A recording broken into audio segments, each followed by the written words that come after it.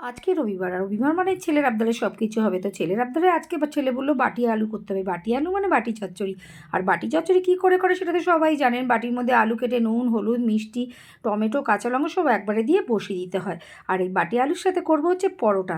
তো চলুন, আমি আটাটা মেখে নিয়েছি। আটা মাখার পরে এবার আমি নেচি করে এবার পরোটাটা বেলে নেব। পরোটা বেলতে বেলতে এদিকে আমার বাটি চচ্চড়ি হয়ে গিয়েছে। এবার আমি পরোটা ভাজবো। পরোটা ভাজার পরে আপনাদের দাদাভাই যেহেতু এখন ঘরে আছে, তাকে আমি খেতে দিয়ে দেবো। আমার এই ছোট্ট ছোট্ট ভিডিও যদি আপনাদের ভালো লেগে থাকে, একটা লাইক করে আমার পাশে থাকবেন। যতই চা করি না কেন, সকালবেলা চা ছাড়া অসম্পূর্ণ সকাল। তো চা করে নিলাম, আমার তো চা দিয়েই ভালো লাগে। এবার সব রেডি করে আপনাদের দাদাভাইকে খেতে দিয়ে দেবো, তারপরে ছেলেরটা রেডি করব। গরম। যাই হোক, খেয়ে নাও, ভালো হোক খারাপ হোক, খেতে হবে, খেয়ে নাও। দারুণ হয়েছে, টক টক ঝাল ঝাল। ওই জন্যই তো এবার ছেলেটা রেডি করি।